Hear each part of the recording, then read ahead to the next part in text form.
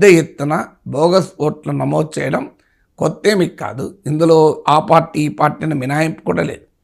కానీ రాహుల్ గాంధీ ఆరోపణ ఏంటంటే ఒక పద్ధతి ప్రకారం ఒక్క అసెంబ్లీ సెగ్మెంట్లో 1,02,000 ఓట్లు దొంగ ఓట్లు, ఏదో డూప్లికేట్ ఓట్లు, fake and invalid addresses and names, లేదంటే బల్క్ ఓట్లు ఒకే ఇంటి నెంబర్తో, లేదంటే రాంగ్ ఫోటోగ్రాఫ్స్, లేకుంటే ఫామ్ 6 దుర్వినియోగం.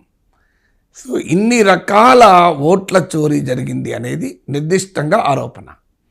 దీనికి పేర్లతో సహా, పర్సన్స్తో సహా, అడ్రస్సెస్తో సహా పవర్ పాయింట్ ప్రజెంటేషన్ ద్వారా రాహుల్ గాంధీ పబ్లిక్ డొమైన్లో పెట్టాడు. ఎందుకంటే ఇక్కడ ఇంకో కొన్ని సర్కమ్స్టెన్షియల్ ఎవిడెన్స్ ఏంటంటే, సో ఈ ఎలక్ట్రానిక్ ఫామ్లో ఓటర్ లిస్ట్ల డేటా ఇవ్వటానికి ఎన్నికల కమిషన్ అంగీకరించడం లేదు అన్నది ఆరోపణ. నిజంగానే మరి ఎలక్ట్రానిక్ ఫామ్లు ఇవ్వకపోతే ఎట్లా అనాలిసిస్ చేస్తారు? ఓన్లీ ప్రింటెడ్ కాపీస్ మాత్రమే ఇస్తాము అంటున్నారని. సో ఎలక్ట్రానిక్ ఫామ్లు ఇవ్వడానికి ఏంటి అభ్యంతరం ఎన్నికల కమిషన్కు? ఇప్పుడు రాహుల్ గాంధీ చేసిన ఈ ఆరోపణ పైన ఎన్నికల కమిషన్ ఏం వివరణ ఇవ్వలే.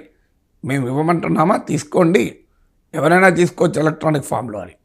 ఆ ప్రింటెడ్ ఫామ్లో కూడా ఆప్టికల్ క్యారెక్టర్ రికగ్నిషన్కు వీలు కానీ ఫామ్లు ఇచ్చారని, ఓసీఆర్ అంటారు. ఆప్టికల్ క్యారెక్టర్ రికగ్నిషన్ అంటే మిషన్ రీడబుల్ ఫామ్. ఇప్పుడు మీరు ఒక ప్రింటెడ్ దాన్ని స్కాన్డ్ కాపీ కానీ, ఫోటో తీసినా కానీ, ఇంటర్నెట్ లింక్ ఇచ్చినా కానీ, కాపీ చేసుకొని కానీ మీరు కనుక చదువు అంటే టెక్స్ట్ టు వాయిస్ బోలెడు సాఫ్ట్వేర్లు వచ్చాయి, స్పీచిఫై ఇట్లాంటి సాఫ్ట్వేర్స్. ఆ టెక్స్ట్ను అదే చదివేస్తుంది. దాన్ని optical character recognition, OCR technology ద్వారా. ఇది మీరు ఏ రూపంలోనే ఇవ్వండి, ఒక ఫోటో తీసి ఇవ్వండి చూస్తుంది, ఒక స్కాన్ చేసి ఇవ్వండి చేస్తుంది. మీరు ఏ రూపంలో ఇచ్చినా, టెక్స్ట్ రూపంలో ఇచ్చినా, లింక్ రూపంలో ఇచ్చినా చదివేస్తుంది ఆ లింక్లోకి వెళ్ళి. సో ఇది టెక్నాలజీ ఆల్రెడీ అందుబాటులో ఉంది. Text to speech, speech to text కూడా అందుబాటులో ఉంది. ఇప్పుడు కొత్తగా మీకు రెబాన్ మెటా గ్లాసెస్ వచ్చాయి. ఆ గ్లాసులు పెట్టుకుంటే మనకున్న పాయింట్ కూడా ఆ గ్లాసుల్లో ఎంబెడ్ చేయొచ్చు, అదే చదివేస్తుంది. మన బుక్ ముందు పెట్టుకొని ఇట్లా బుక్ పట్టుకున్నాం అనుకోండి, పేజ్ 1 అని బుక్ చదివేస్తుంది మొత్తం. ఆ పేజ్ అయిపోయినాక మళ్ళీ నెక్స్ట్ పేజ్ తిప్పాం అనుకోండి, అదే చదివేస్తుంది. అంటే నీకు ఈ మధ్యలో ఈ లోపల ఫోన్ వస్తే ఆ ఫోన్ కూడా గ్లాసెస్ నుంచి వినబడుతుంది. నువ్వు గ్లాసెస్ ద్వారానే ఫోన్లో కూడా మాట్లాడచ్చు, మళ్ళీ ఫోన్ అయిపోయినాక మళ్ళీ చదువుకోవచ్చు. అంటే అంత అద్భుతమైన టెక్నాలజీ వచ్చింది ఇప్పుడు. సో ఆ టెక్నాలజీకి యూస్ఫుల్ అయ్యే ఫామ్లో ఇవ్వడం లేదు అని రాహుల్ గాంధీ ఆరోపణ. అంటే మాన్యువల్గా నువ్వు వెరిఫై చేస్తే తప్ప ఈ ఓట్ ఫ్రాడ్ను లెక్క పెట్టలేవని. అందువల్ల మాన్యువల్గా దేశమంతా లెక్క పెట్టాలంటే మామూలు విషయం కాదు. నేను రాహుల్ గాంధీ చెప్పింది 6 నెలలు పట్టింది ఒక్క లోక్సభ సెగ్మెంట్ బెంగళూరు సెంట్రల్లో, ఒక్క అసెంబ్లీ సెగ్మెంట్ మాదేవ్పురలో చేయాలని. సో 32,000 ఓట్లతో అక్కడ కాంగ్రెస్ ఓడిపోయింది, బీజేపీ గెలిచింది. 1,02,000 ఓట్లు ఇలా బోగస్ ఓట్లు ఉన్నాయని. అంటే 25 సీట్స్ మీకు ఈసారి ప్రత్యేకత అంటే ఒక 25 సీట్లు కనుక ఎన్డీఏకి తగ్గుంటే మోడీ ప్రైమ్ మినిస్టర్ అయ్యేవారు కాదు. Very narrow battle 2024 election. మీకు బీజేపీకి సొంతగా 240 సీట్స్ మాత్రమే వచ్చాయి. మన దేశ లోక్సభలో 543 సీట్లు, 272 272 వస్తే అధికారం. అంటే అధికారం సొంతగా రావటానికన్నా 32 సీట్లు తక్కువ వచ్చాయి. కానీ మీకు మిత్రపక్షాల మద్దతుతో బీజేపీ అధికారంలోకి వచ్చింది. జేడీయూ తెలుగుదేశం కనుక ఇండియాలో ఉండకపోతే మోడీ ప్రైమ్ మినిస్టర్ అయ్యే అవకాశమే లేదు 2024లో. మీకు కాంగ్రెస్ పార్టీకి 99 సీట్స్ వచ్చాయి, ఇండియా కూటమికి 235 సీట్స్ వచ్చాయి. అంటే బీజేపీకి ఇండియా కూటమికి గ్యాప్ కేవలం 5 సీట్లు మాత్రమే. సో అందువల్ల మీకు ఇప్పుడు రాహుల్ గాంధీ ఆరోపణ మహారాష్ట్రలోనే మేము 16 సీట్లు గెలుస్తామని మా ఇంటర్నల్ సర్వే చెప్తే మేము 9 సీట్లే గెలిచాం, 7 ఓడిపోయామని. Of course Congress party internal survey authoritative కాదు, ఆథెంటిక్ కాదు. అందుకే రాహుల్ గాంధీ క్లెయిమ్స్ను నేను యాజ్ ఇట్ ఈస్గా ఏమి యాక్సెప్ట్ చేయడం లేదు. సో ఇంటర్నల్ సర్వేలో మేము ఎక్కువ గెలుస్తామనుకున్నాం, గెలవలేదు కనుక ఓట్ ఫ్రాడ్ జరిగిందని రాహుల్ గాంధీ ఆరోపిస్తే నేను అంగీకరించలేను.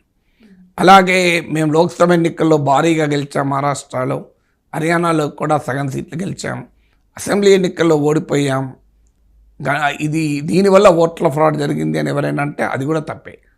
మూడోది ఎగ్జిట్ పోల్స్, ఒపీనియన్ పోల్స్ అన్నీ హర్యానాలో క్లియర్గా కాంగ్రెస్ గెలుస్తుంది అన్నారు. మహారాష్ట్రలో కాంగ్రెస్కి ఎడ్జ్ ఉంటుంది, ఇండియా కూడా ఎడ్జ్ ఉంటుంది అన్నారు. ఈవెన్ మధ్యప్రదేశ్ 2024 లోక్సభ ఎన్నికల ముందు జరిగాయి, అక్కడ కూడా అన్ని ఎగ్జిట్ పోల్స్ దాదాపు అన్నీ అంటే అందరూ కాదు. సో కాంగ్రెస్ గెలుస్తుంది అంటారు, బీజేపీ గెలిచింది, అందువల్ల ఓట్ ఫ్రాడ్ జరిగింది అని ఎవరైనా అంటే దాన్ని కూడా నేను అంగీకరించాను. ఎందుకంటే exit polls, opinion polls are not real polls. మీ ఇంటర్నల్ సర్వేల ఆధారంగా మన ఓట్ ఫ్రాడ్, ఎన్నికల ఓట్ల చోరీ జరిగిందని ఆరోపించలేం. ఒక ఎన్నిక ప్రజలు ఎలాగైనా తీర్పు చెప్పచ్చు. ఈ 3 రాజకీయపరమైన ఆరోపణలు. ఇక కాస్తంత క్రెడిబిలిటీ వచ్చే ఆరోపణ ఏంటంటే మాకు ఎన్నికల కమిషన్ ఎలక్ట్రానిక్ డేటా ఫామ్లో ఎందుకు ఇవ్వడం లేదు. నిజంగానే అంతా పర్ఫెక్ట్గా ఉంటే ఎందుకు ఇవ్వకూడదు?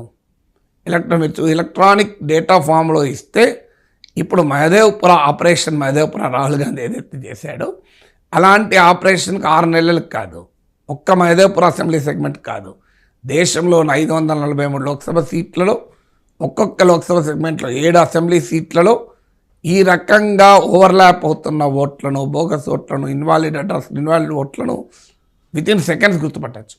అంత డేటా అనలిటిక్స్ ఇవాళ అందుబాటులో ఉన్నాయి. తర్వాత ప్రింటెడ్ కాపీలు ఇచ్చిన ఆప్టికల్ క్యారెక్టర్ రికగ్నిషన్ ఓసీఆర్కు అందని, అంటే మిషన్ రీడబుల్ ఫామ్లో కాకుండా ఎందుకు ఇస్తున్నారు? So give it openly. ఇది సర్కమ్స్టెన్షియల్ ఎవిడెన్స్ అంటారు. దీని ఆధారంగా ఓట్ల చోరీ జరిగిందని నేనేం ఆరోపించడం లేదు, కానీ అనుమానానికి సర్కమ్స్టెన్షియల్ ఎవిడెన్స్గా ఏ తప్పులు జరగకపోతే, ఏ ఫ్రాడు లేకపోతే అభ్యంతరం ఏంటి? ఎన్నికల కమిషన్కు ఓటర్ల జాబితాల్ని మిషన్ రీడబుల్ ఫామ్లో, ఎలక్ట్రానిక్ ఫామ్లో ఇచ్చి బహిరంగంగానే ఎన్నికల కమిషన్ మీరంతా స్టడీ చేయండి, ఎక్కడ లోపాలు ఉన్నాయో చెప్పండి, మేము క్లీన్ చేస్తామనొచ్చు కదా, అభ్యంతరం ఏంటి? సో అందువల్ల అక్కడ క్వశ్చన్ వస్తుంది. రెండవది, ఎన్నికల కమిషన్ ఇండిపెండెన్స్ అండ్ క్రెడిబిలిటీని మోడీ ప్రభుత్వం కాంప్రమైజ్ చేసింది. సుప్రీంకోర్టు జడ్జిమెంట్ ఇచ్చింది.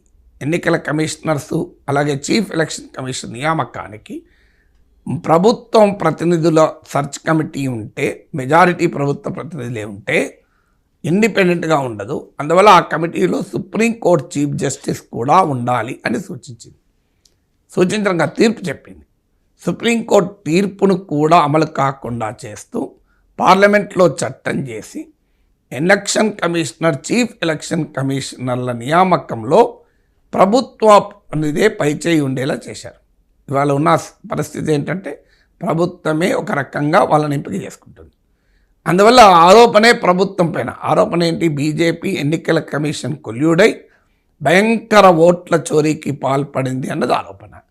ఈ ఆరోపణకు బలం చేకూర్చేది ఏంటి? ఎన్నికల కమిషనర్లను అధికార పార్టీ ఇన్ఫ్లుయెన్స్తో నియమించడం. సో దాన్ని ఇండిపెండెంట్ వ్యవస్థ ఉండాలని సుప్రీంకోర్టు తీర్పు చెప్తే ఆ తీర్పు అమలు కాకుండా పార్లమెంట్లో చట్టం చేసి ఎందుకు ఎన్నికల కమిషన్ తమ పార్టీ ఇన్ఫ్లుయెన్స్తో అపాయింట్ చేసుకునే మనుషులతో పెట్టుకోవాలని ఎందుకు చూశారు? ఇది సర్కమ్స్టెన్షియల్ ఎవిడెన్స్. నేను మొదట్లో చెప్పిన 3 ఆర్గ్యుమెంట్ నేనేమి అంగీకరించడం లేదు, అవి పొలిటికల్ ఆర్గ్యుమెంట్స్. కానీ ఈ రెండైతే సర్కమ్స్టెన్షియల్ ఎవిడెన్స్ కదా, మరి ఎందుకు ఇవ్వడం లేదు? వీటికి తోడు ఇతరత్ర కొన్ని సస్పీషియస్ అంశాలు ఉన్నాయి, అనుమానాలు అంటారు. ఆ అనుమానాలు ఏంటంటే సీసీటీవీ ఫుటేజ్ను డిస్ట్రాయ్ చేశారట. నేను రాహుల్ గాంధీ ఆరోపణ, నాకు తెలియదు. డిస్ట్రాయ్ చేయకపోతే ఎన్నికల కమిషన్ బయట పెట్టచ్చు, ఇంకో సీసీటీవీ ఫుటేజ్ ఎవడైనా డిస్ట్రాయ్ చేసిందని చెప్పారని. సీసీటీవీ ఫుటేజ్ ఎందుకు డిస్ట్రాయ్ చేస్తున్నారు? ఎందుకంటే సీసీటీవీ ఫుటేజ్ ఉంటే ప్రతి పోలింగ్ బూత్లో ఒక వ్యక్తి, ఇప్పుడు ఆయన ఒక వ్యక్తిని చూపెట్టాను, 3 చోట్ల ఓటేశారన్నారు. ఆ 3 చోట్ల పోలింగ్ బూత్లు ఉన్నారా లేరా సీసీటీవీ ఫుటేజ్ చూస్తే తెలిసిపోతుంది. సీసీటీవీ ఫుటేజ్ కాదు, వీవీప్యాట్ డేట్లను కూడా, వీవీప్యాట్ డేటా అంటే మనం ఓటేస్తే వెరిఫైయబుల్ ఓటర్ మిషన్లో పడుతుంది, దాన్ని కూడా డిస్ట్రాయ్ చేశారని వార్తలు వస్తున్నాయి. ఎందుకు చేశారు? ఆన్సర్ లేదు. ఇంకొక ఆరోపణ, ఇంకొక ప్రతిపాదన ఏంటంటే దేశం మొత్తం బ్యాలెట్ పేపర్లు పెట్టమంటే మీరు పెట్టడం లేదు. అట్లీస్ట్ ఒక ప్రపోజల్ ఏంటంటే ఒక 10% సీట్లలో ర్యాండమ్గా మీరు మిషన్లు పెట్టండి, ఈవీఎంలు పెట్టండి. ఆ తర్వాత ఈ ఈవీఎంలను ఆ వీవీప్యాట్ల ద్వారా, అంటే బ్యాలెట్ ద్వారా వచ్చిన ఓట్లను కంపేర్ చేయండి. ఏమైనా జరుగుతుందా లేదా అర్థమైపోతుంది కదా. సో అసలు ఫండమెంటల్ క్వశ్చన్ ఏంటంటే సీసీటీవీ ఫుటేజ్ ఎందుకు డిస్ట్రాయ్ చేయాలి, ఎందుకు దాన్ని ప్రిజర్వ్ చేయకూడదు, ఏం 10 ఏళ్ళు ప్రిజర్వ్ చేస్తే వచ్చే నష్టం ఏంటి, ఈ దేశంలో స్టోరేజ్ ఫెసిలిటీ లేదా సీసీటీవీ ఫుటేజ్ పెట్టడానికి. సో ఇదొక అనుమానం దారితీస్తుంది. ఆల్రెడీ కొన్ని అనుమానాలు ఉన్నాయి. 6 తర్వాత భారీగా ఓటింగ్ పెరుగుతోంది, మామూలుగా పెరగడం లేదు. ఆ ఓట్ల సంఖ్యను నెల రోజుల తర్వాత కన్ఫర్మ్ చేస్తున్నారు. ఆ కన్ఫర్మ్ చేసిన సంఖ్యకు అసలు సంఖ్యకు తేడా ఉంటుంది. ఈవీఎంలు బ్యాటరీ ఛార్జింగ్లో తేడా వస్తుంది. ఇవన్నీ కూడా అనుమానాలు. సో ఇందులో పొలిటికల్ విమర్శలు ఉన్నాయి, కొన్ని పనులు అనుమానాన్ని కలిగిస్తున్నాయి, కొన్ని సర్కమ్స్టాన్షియల్ ఎవిడెన్స్గా ఉపయోగపడ్డది. కానీ నిన్న రాహుల్ గాంధీ ప్రజెంట్ చేసిన డేటాబేస్డ్ ప్రజెంటేషన్ ఆ పేర్లతో సహా చూపెట్టారు కనుక ఇదైతే ఎంపరికల్ ఎవిడెన్స్ కదా. మీరు 3 రకాలు పొలిటికల్ ఆర్గ్యుమెంటు, సస్పిషన్, అనుమానాలని పక్కకు పెట్టండి. అవి పొలిటికల్ ఆరోపణ. మేము లోక్సభ ఎన్నికల్లో గెలిచాం కనుక అసెంబ్లీ ఎన్నికల్లో ఎందుకు గెలవకూడదు, ఒపీనియన్ పోల్స్, ఎగ్జిట్ పోల్లో మాకు మెజార్టీ అన్నారు కదా, మాకు ఎందుకు రాలేదు, మా ఇంటర్నల్ సర్వేలో మేమే గెలుస్తామని ఇక్కడ ఎందుకు లేదు. ఈ 3 కూడా political points. I'm ignoring them. కొన్ని సస్పిషన్, 5-6 తర్వాత ఎందుకంత ఓటింగ్ పెరిగింది, అది కూడా సస్పిషన్, దాన్ని పక్క పెడదాం.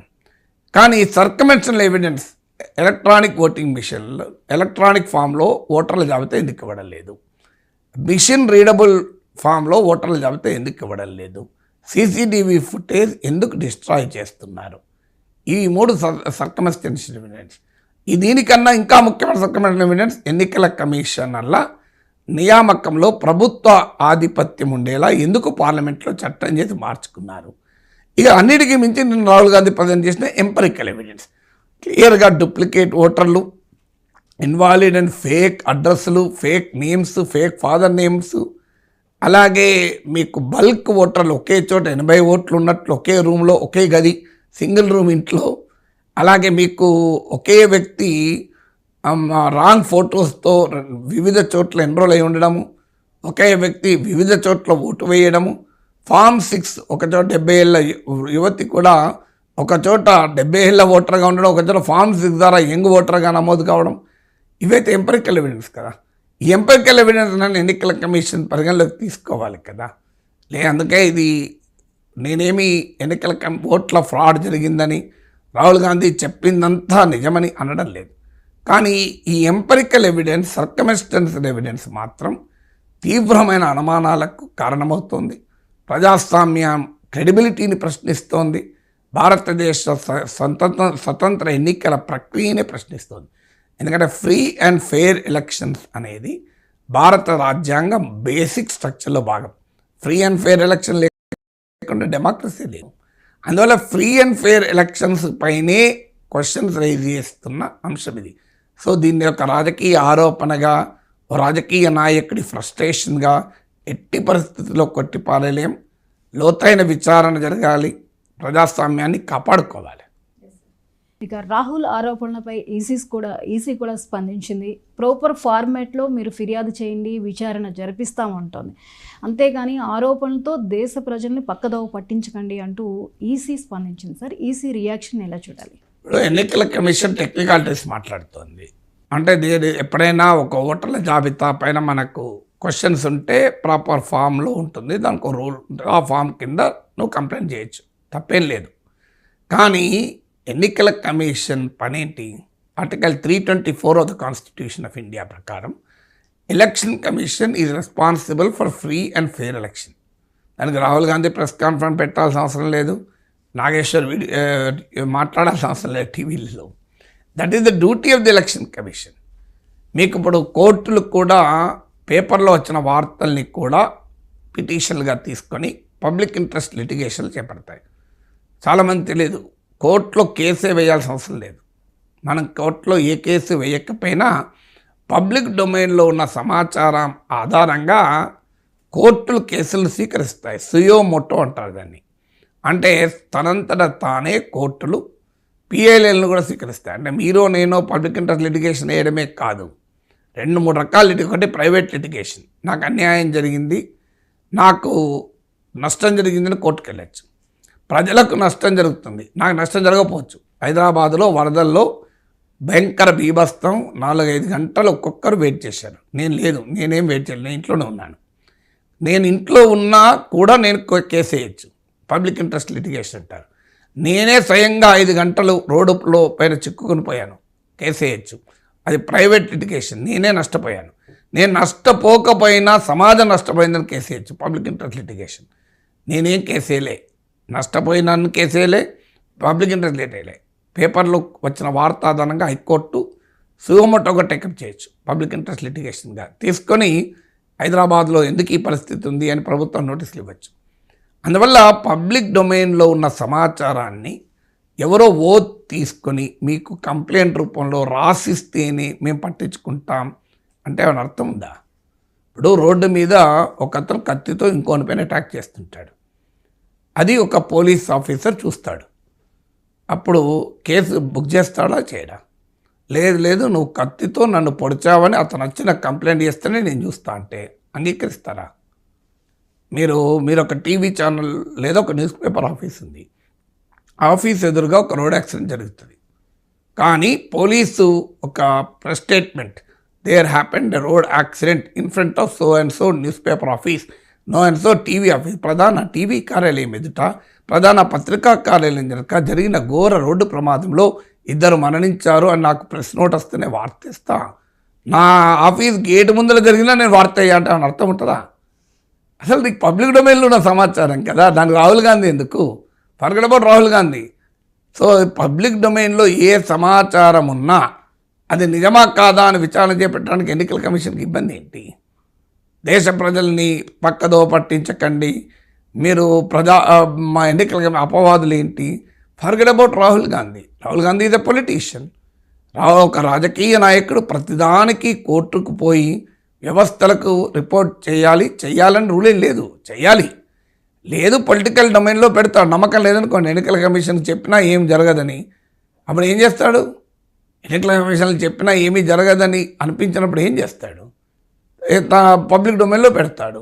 ఇప్పుడు నేను మాట్లాడితే కింద పనికిమాలిన ట్రోల్స్ నోటికొచ్చిన కామెంట్లు చేస్తారు, ఇష్టమైన మెసేజ్లు ఇస్తారు, కానీ నేను దాని మీద కోర్టులో కేసేస్తానా? సమయం వృధా. నాకు చిరాకు లేసినప్పుడు మళ్ళీ జనానికే చెప్పుకుంటాను, ఇంకా చూడు ఇలా పిచ్చిగా నా పైన కామెంట్ చేస్తున్నారని. అది కూడా ఎందుకు సార్ అంటున్నారు కొంతమంది, ఇగ్నోర్ చేయండి సార్, టైం వేస్ట్ అంటున్నారు. సో అందువల్ల వ్యవస్థలపైన నమ్మకం లేనప్పుడు కూడా కంప్లైంట్ చేయరు. సో రాహుల్ గాంధీ సమస్య కాదు ఇది, రాహుల్ గాంధీ బాధ్యత కాదు, రాహుల్ గాంధీ పని కాదు. రాహుల్ గాంధీ ఆరోపిస్తేనే, రాహుల్ గాంధీ ఫిర్యాదు చేస్తేనే నాకు తెలుస్తుంది, రాహుల్ గాంధీ ఫిర్యాదు చేస్తేనే నేను విచారణ చేపడతానని ఎన్నికల కమిషన్ అనడం ఏమైనా అర్థం ఉందా? ఎన్నికల కమిషన్కు ఏ రకంగా సమాచారం వచ్చినా, అది ఎవరు ఇచ్చినా, ఏ ఉద్దేశంతో ఇచ్చినా, if it is true verify it, if it is not true ignore it. So నేను రాహుల్ గాంధీ పెట్టిన press conference power point presentation ఎన్నికల కమిషన్ అధికారులు చూడలేదా? వాళ్ళకి రిటర్న్గా రిప్రజెంటేషన్ ఇస్తేనే తెలుస్తుందా? మేమంతా చూసాం కదా, మీరెందుకు చూడలేదు? లేకుంటే నెట్లో ఉంటుంది చూడండి, యూట్యూబ్లో ఉంటుంది చూడండి, అన్ని టీవీ ఛానళ్ళల్లో ఉంటుంది చూడండి. పబ్లిక్ డొమైన్లో ఉన్నదాన్ని కూడా నాకు రిటర్న్గా కంప్లైంట్ ఇవ్వాలి అంటే, ఒక పోలీస్ ఆఫీసర్ తన ఎదుట కత్తిపోటు జరిగినా నేను కేసు బుక్ చేయను, కత్తిపోటు గురైన వాడు వచ్చి కంప్లైంట్ చేయాలి, నాపై పలానా కత్తిపోటు జరిగింది అని. ఏమేం కత్తితో పొడిచారు, ఏ రకమైన కత్తితో పొడిచారు, ఏ టైంలో పొడిచినప్పుడు ఎవడన్నా సాక్షులు ఉన్నారా అంటే, సార్ మీరే ఉన్నారుగా, అరే నేనున్నానంటే ఎట్లా? సాక్షులు ఎవరన్నా నువ్వు తెచ్చుకున్నావా అంటే, ఆ పొడిచేది ముందే తెలిసి తెచ్చుకోవాలి. అసలు ఏమైనా అర్థం ఉంటుంది ఈ లాజిక్లో? What is the logic of election commission? Why election commission should work with reference to Rahul Gandhi? With reference to Rahul Gandhi కదా ఇష్యూ. ఆ ఇష్యూ ఏంటి అనేది పాయింట్ తప్ప, ఇష్యూ నిజమా అబద్ధం అది ముఖ్యం కదా. రాహుల్ గాంధీ చెప్పింది నిజమా అబద్ధం అన్నది ఇష్యూ. నాలంటోడికి ఇష్యూ కానప్పుడు ఎలక్షన్ కమిషన్కి ఇష్యూ ఎందుకు? అందువల్ల ఎలక్షన్ కమిషన్ ఒక రకంగా ఆన్సర్ చేయలేని దుస్థితిలో ఉంది అని అర్థమవుతుంది. పోనీ మీరు చెప్పండి, సీసీటీవీ ఫుటేజ్ ఎందుకు డిస్ట్రాయ్ చేశారు? రాహుల్ గాంధీ ఆరోపణ చేయలేదని చెప్పండి, సీసీటీవీ ఫుటేజ్ ఉన్నది ఇంకో ఎవరైనా చూసుకోండి అని చెప్పండి. ఎలక్ట్రానిక్ ఫామ్లో ఇవ్వడం లేదు అని రాహుల్ గాంధీ ఆరోపణ. Prove him bluff. ఆయన చెప్పే తప్పు చూడండి, ఎవరైనా ఎలక్ట్రానిక్ ఫామ్లో తీసుకోవచ్చు అని చెప్పండి. ప్రాబ్లం